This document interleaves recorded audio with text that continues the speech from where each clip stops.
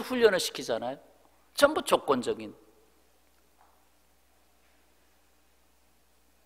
오히려 부정적인 면에서 무관심, 편애, 학대의 대상이 되기도 했습니다. 그 상처가 아이가 자라면서 열등감으로 나타나고 조울증으로 나타나고 더욱다나 기질과 환경과 결부되면서 성숙할 수 없는 인생, 정말 삐뚤어지게 갈 수밖에 없는 인생이 되곤 합니다. 오늘 예수께서 비유로 말씀하신 이 씨 뿌리는 자의 비유는 천국의 비밀로서 하나님의 말씀이 임할 때에 받아들이는 사람에 따라서 그 결과가 어떻게 달라지느냐 하는 것을 가르친 말씀이에요. 하지만 오늘 어린이 주의를 통해서 자녀들을 기르는 부모와 자식 간의 관계성에서 이 비유의 말씀을 접목시키려고 합니다. 씨 뿌리는 자는 부모로, 그 씨는 자녀로 접목하겠습니다. 부모는 씨를 어디다가 뿌려야 하는가를 잘 생각해야 합니다. 농부가 씨를 뿌릴 때 아무데나 그냥 뿌리진 않지 않습니까? 그와 같이 자녀를 양육하는 부모는 그 씨, 곧 자녀를 뿌려야 할 자리에 뿌려야 합니다. 그럼에도 부모는 이 세상을 살아오면서 상처와 세상의 현실을 겪으면서 자기가 살아온 그 삶의 형태를 다 벗지를 못하고 있습니다. 그래서 이와 같은 교육에 불합리한 것이 만들어지게 됐습니다. 자, 먼저 첫 번째 경우, 길가에 씨를 뿌리는 부모가 있습니다. 길가에 씨를 뿌리는 부모. 오늘 4절 말씀에 뿌릴새 더러는 길가에 떨어짐에 새들이 와서 먹어버렸다. 이것은 세상적인 것에 목표와 관심을 두는 교육입니다. 어떻게 하면 내 아이가 이 세상에서 그래도 이름을 날리며 출세를 할 수 있을까? 길에 나가면 저 사람 할 수 있는 사람이 되게 할 수 있을까?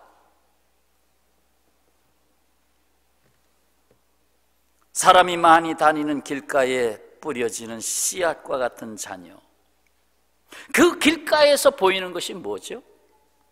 헛된 야망을 쫓는 사람도 많이 보입니다. 거짓된 약속을 붙잡고 헛걸음을 치는 사람들도 보입니다.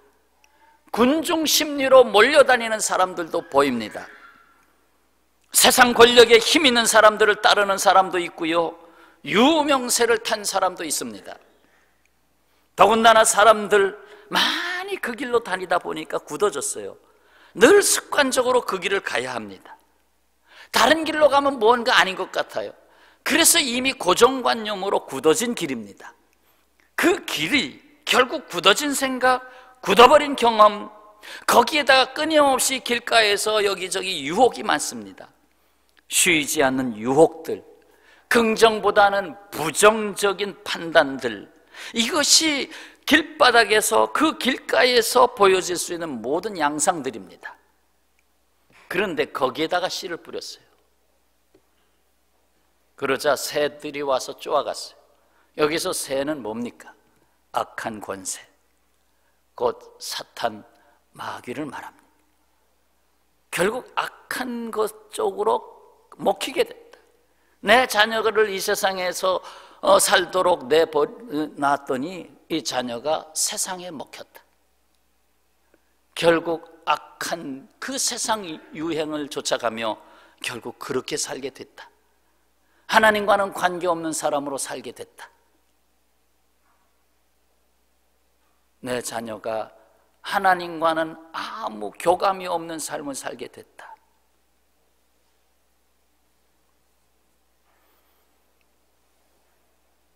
이렇게 자라난 아이는 결국 조건부터 따지는 수많은 사람들, 길거리의 수많은 계약관계 속에서 살아야 되는 인생의 모습, 생존 경쟁의 소용돌이 속에서 수많은 변칙들이 유행하는 삶의 자리, 길바닥 삶을 살 수밖에 없습니다.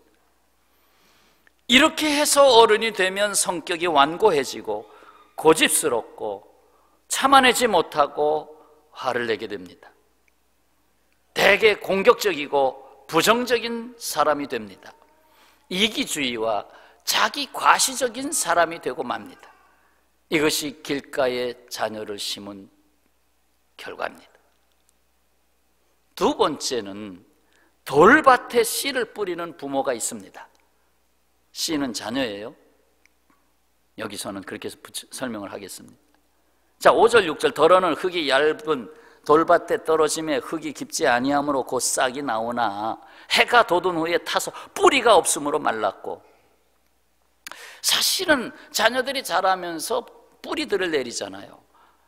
인간관계 뿌리들, 또 삶의 어떤 진리를 향한 뿌리들, 여러 가지의 뿌리를 내려야 되는데 뿌리를 내리지 못하는 삶을 살게 했다. 이것도 아니고 저것도 아니고 방황하면서 세상에 던져진, 그리고 세상에 시련이 오면, 뜨거운 해가 뜨면 시련이 오면 그냥 넘어지고 끝나고 자포자기하고, 돌을 제하여 버리면 그 밑에 흙이 나오잖아요.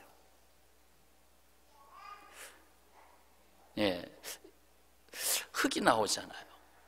근데 이 부모가 생각하기를, 내가 세상 살아보니까 이 세상은 전부 돌멩이들이야. 뭐 저기 가도 돌멩이, 여기 가도 돌멩이, 치울 수가 없어. 그냥 살아야지 뭐. 내가 낳은 자식들, 야, 나도 너 책임 못 져. 너 이 세상 살아가는데 전부 돌멩이들이야. 네가 알아서 내 인생 책임져. 그리고 자녀에 대해서 헌신적인, 희생적인 조건을 뛰어넘는 무조건적인 사랑의 수고를 포기하는 것입니다. 내가 자식 때문에 내가 내 인생을 포기할 수는 없어. 내가 이 돌들을 다 제하는 수고를 내가 할 수 없어. 사실 아무리 자갈이 있어도 그 돌들을 끊임없이 걷어내고 그래 이제 조그만 밭이 만들어졌다. 돌을 다 제었더니 돌 가지고 집 한 채는 짓겠구나. 돌을 다 걷어내는 수고를 했어야 될 거 아니에요. 근데 돌을 걷어내지 않고 그냥 뿌려버렸어. 어차피 네가 살 세상, 그저 세상 타령만 하고. 그러면 이 돌멩이들이 뭐예요? 뭔가 한번 들여다보니까 불평의 돌멩이들, 오해의 돌멩이들, 미움의 돌멩이들, 돌을 치우지 않으니까 게으름의 돌멩이들, 심지어 돌을 던지는 사람의 돌멩이들, 결국 보니까 죄악의 돌멩이들이에요. 죄악의 돌멩이들이 얼마나 많은지 거기다 그냥 뿌려버렸어요. 그러니까 타서 죽는 거예요.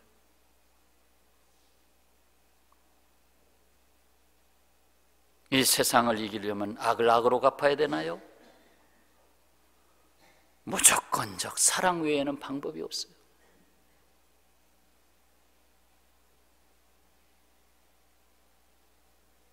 그 이기적 사랑 속에 뿌리를 내릴 수가 없어요. 여기서 서로 죄를 짓고 그냥 당신도 죄를 짓는데 나도 죄를 지으면서 살아야지. 그래서 서로 죄를 짓고 살다가 보니까 죄의식, 의심, 두려움, 불안 속에서 살게 되는 거예요. 수고를 해도 거둘 게 없는, 뿌리가 없으니까 거둘 게 없으니까 공허하고 헛된 삶을 사는 거예요. 조건 없는 사랑으로 돌멩이를 하나씩 거두어야 합니다. 그래야 이 자녀가 나중에 커서 돌멩이를 치우는 사람이 되는 거예요. 그렇지 않으면 자기가 스스로 돌멩이가 돼버려요. 자, 세 번째 경우는 가시떨기밭에 씨를 뿌리는 부모가 있어요. 7절에 더러는 가시떨기 위에 떨어짐에 가시가 자라서 기운을 막았고,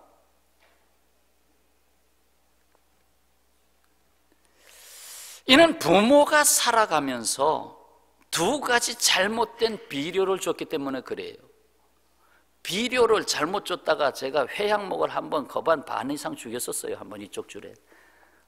그런데 지금 아주 생생하게 이제 잘 살아요. 이제는 한번 거의 죽었어요. 많이. 너무 비료를 잘못 줘가지고, 농약을 잘못 쳐가지고. 제초제를 농약으로 알고 쳤어요. 이 말씀을 이 가시떨기 밭에 뿌려진 씨의 경우를 해석을 했어요. 예수님이. 그것이 22절에 나옵니다.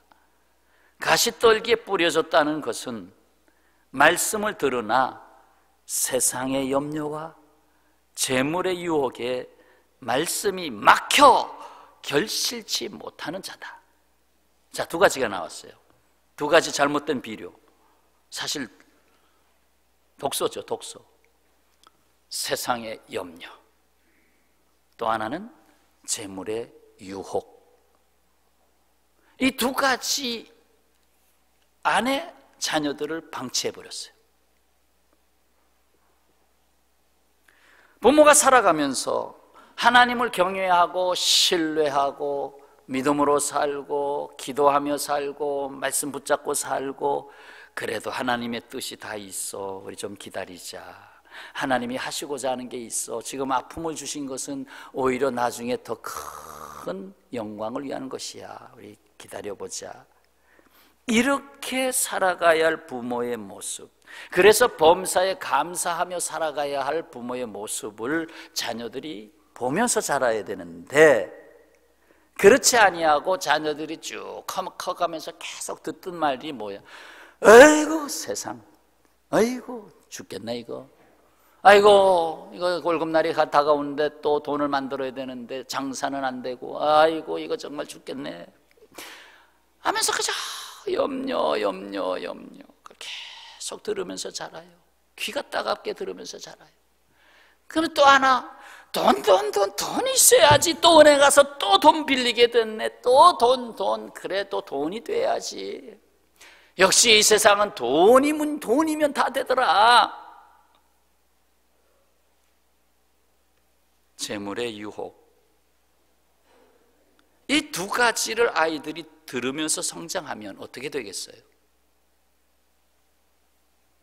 약속의 말씀에 소망을 두고 복음의 가치관을 가지고 성장해야 할 시기에 염려의 밭에서, 돈의 욕심 유혹의 밭에서, 얘야 그래도 돈 되는 직장으로 가, 너 그거 뭐 하기 싫다고, 그래도 돈 많은데 돈 많이 받는 데로 가, 네가 좋아하는 거 그거 난 말짱할 거야, 그냥 돈이 최고야, 이렇게 자라나면서 결국은 어느 정도 이제 길을 필라고 됐다 하는데 막 가시떨기가 자기를 포위해버렸어요. 그냥 수많은 가시가 자기를 찌르면서 더 이상 자아 실현을 이룰 수가 없는 거예요. 더 이상 가치관이 있는 인생을 살아갈 수가 없는 거예요. 이미 굳어질 대로 굳어지고 휘어질 대로 휘어진 인생, 바로 잡을 수가 없어. 그래, 세상은 그런 거야, 그냥 그렇게 살지 뭐.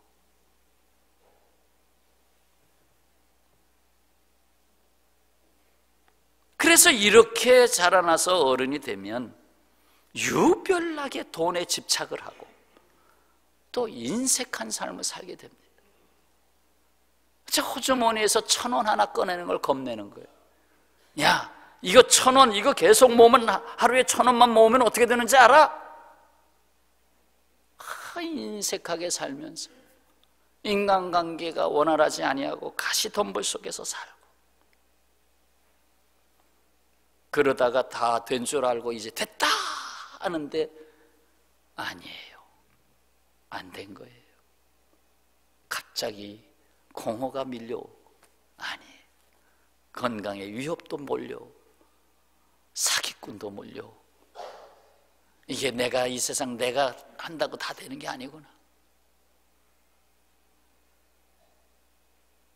가시떨기 밭에 씨를 뿌리면 안 되는데, 부모는 자식의 은연중에 염려를 심어주고 은연중에 물질세계, 물질주의를 심어주고 그렇게 살아간다는 거예요.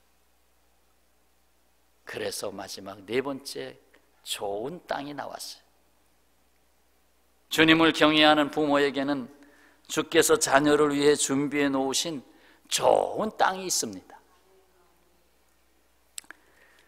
바로 8절의 말씀, 더러는 좋은 땅에 떨어짐에 어떤 것은 100배, 어떤 것은 60배, 어떤 것은 30배의 결실을 하였느니라. 자, 지금 세 가지 실수를 했죠. 뭐가 세 가지 실수였어요? 하나는 길가에 씨를 뿌리는 부모, 그저 세상 관심만 갖고 세속적인 것에 관심을 갖고. 두 번째 실수 뭐예요? 그냥 세상을 불평하며 돌짝밭만 있는 줄 알고 전부 돌짝밭, 할 수 없어 포기해버린 사람. 아니라 사랑은 포기할 수 없는데 무조건적인 사랑으로 돌을 치워야 되는데 치우지 않은 실수. 그 다음에 세 번째는 뭐였어요? 자녀들 성장해 가는 과정 속에 부모가 하나님을 경외하는 신앙으로 본을 보이지 못하고 교회 오면 아멘, 집에 가면 아유, 교회 오면 아멘, 회사에 가면 아유, 이렇게 살아갔으니 자녀들이 정신이 도는 거예요. 이거 어떻게 돼? 염려는 마음이 둘로 나뉘어지는 걸 메림나오 염려라고 그래요. 이거야? 어떻게 살아야 돼? 응? 안정된 직장으로 가야 돼? 내가 좋아하는 일을 해야 돼? 내가 좋아하는 일을 해야 돼? 아니야, 안정된 직장으로 가야 돼. 끊임없이 방황하며 살아가는 거예요. 주님은 여기서 답을 제시합니다. 좋은 땅이 있다. 좋은 땅이 있다. 여기에는 두 가지가 보이게 됩니다. 하나는 좋은 땅이 무엇이냐를 먼저 봐야 돼요. 좋은 땅이 뭐냐? 좋은 땅은 뭐예요? 말씀이 역사되는 땅인데 오늘의 말씀으로 이렇게 접목을 하면 하나님을 경외하는 부모예요. 하나님을 경외하는 부모가 좋은 땅이에요. 비록 내가 돌짝밭에 있어도 가시밭에 있어도 하나님을 경외하는 부모는 돌을 치울 거예요. 가시를 치우고 감사의 나무를 심을 거예요. 그게 좋은 땅이 되는 거예요. 하나님을 사랑하는 부모, 길과 진료 생명이신 주님께 인생을 맡기는 부모, 거기에서 아이들이 자랄 때 그게 좋은 땅이에요. 그 땅을 주님이 경작하셔요. 그래서 주님이 농부가 되셔요. 그래서 거기서 뿌리를 자꾸 깊이 내리는 거예요. 시냇가에 심은 나무처럼. 처음에 조그마한 나무는 두 손가락으로 뽑아도 뽑혀요. 그러나 10년이 자라고 20년이 지나고 심지어 30년이 지나면 사람이 못 뽑아요. 삽으로도 힘들어요. 기계가 들어와서 파내야 돼. 그만큼 뿌리가 깊어지는. 또 하나는 무엇을 봐야 되냐면 결국 결실해야 된다는 거예요. 좋은 땅에 심어서 결실해야 된다는 거예요. 열매가 있어야 된다는 거예요.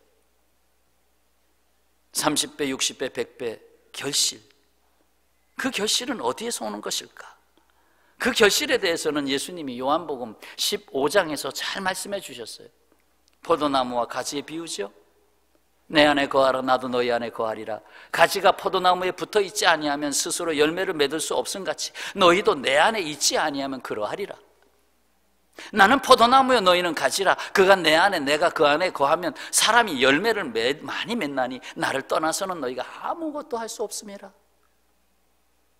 나를 떠나서는 결실할 수 없느니라. 그런데도 하나님 바깥에서 결실해 보려고 그렇게 애를 쓰잖아요. 잘 살아보세요, 잘 살아보세요 하는 우리나라인데 아무리 그런다고 잘 살아지나요? 하나님이 잘 살게 해주셔야지. 결실하는 인생, 여기에는 주님의 전적인 은혜, 하나님의 조건 없는 사랑이 보입니다. 꼭 읽어야 할 말씀이 있어요. 요한복음 15장 16절이에요. 스크린에 나왔네요. 자, 같이 읽겠습니다. 너희가 나를 택한 것이 아니요 내가 너희를 택하여 세웠나니 이는 너희로 가서 열매를 맺게 하고 또 너희 열매가 항상 있게 하여 내 이름으로 아버지께 무엇을 구하든지 다 받게 하려 함이라. 아멘. 참 꼭 알아들어야 할 요 말씀 15장 16절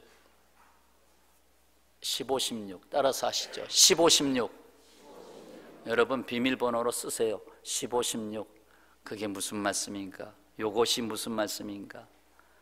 너희가 나를 택한 게 아니다. 내가 너를 택했다. 너로 가서 열매를 내가 맺게 했다. 너희 열매가 항상 있게 했다. 내 이름으로 아버지께 무엇을 구하든지 다 받게 하겠다. 엄청난 약속이에요.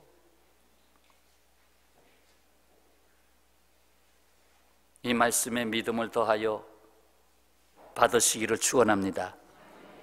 사랑하는 평화의 가족 여러분, 여러분의 자녀들이 어떤 사람이 되기를 원하십니까? 이 말씀으로 조금씩 마무리하면서 여러분 오늘 말씀을 그치겠습니다. 어느 유치원 선생님이 자모들을 초청해서 대담을 가지며 종이 한 장을 나눠주고 어머님께서 자녀들이 앞으로 어떤 사람이 됐으면 좋을까요? 한번 써주시면 참고하겠습니다. 그래서 어머니들이 뭔가 다 하나씩 써서 냈어요. 보니까 기술자, 학자, 의사, 판검사, 선생님, 그리고 요즘 가장 안정적이라고 하는 철밥통 공무원, 여기 쭉 나와. 그런데 한 어머니가 색다른 소원을 썼어요. 미안합니다, 제 잘못입니다 라고 말할 줄 아는 사람이 되기를 원합니다. 미안합니다, 제가 잘못한 것입니다. 말할 줄 아는 사람이 되기를 원합니다. 앞선 어머니들의 대부분의 대답은 어떤 직업을 갖게 할 것인가, 어떠한 직분에 오를 수 있는 사람이 되게 할 것인가, 이거에만 정신이 팔려 있어요. 근데 이 특이한 대답을 쓴 어머니는 어떤 사람이 되게 할 것인가, 어떤 사람, 어떤 인격을 가진 사람, 어떤 성품을 가진 사람이 되게 할 것인가, 여기에 관심이 있었다는 거예요. 누가 가장 위대한 어머니인가요? 흔히 말하는 일이냐 사람이냐, 또 다른 말로 소유냐 존재냐 하는 말 아니겠습니까? 사랑하는 평화의 가족 여러분, 자녀들이 살아야 할 이 세상은 조건 없이 사랑하는 세상이 아닙니다. 모두가 다 조건에 매여 있습니다.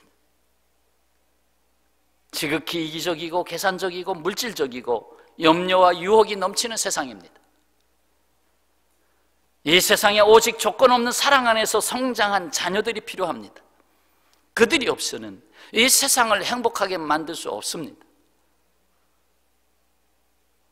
여전히 그래도 이 세상이 힘들다 하여도 여전히 붙잡고 가시는 분은 하나님이십니다. 하나님의 자녀들이 있습니다. 바로 여러분들이 있고, 여러분들이 하나님의 자녀로 양육하는 그 자녀들이 있습니다. 이 세상을 향하여 무조건적 사랑의 사도로서 자녀들이 나갈 수 있어야 하겠습니다. 그래야 여러분의 자녀도 복 있는 자가 되고, 그 자녀가 함께 살아가는 그 언저리로부터 땅끝까지 보다 복된 세상을 이룰 수 있는 것입니다. 아브라함에게 동서남북을 바라봐라. 너로 인하여 복이 되게 하라. 기도하겠습니다.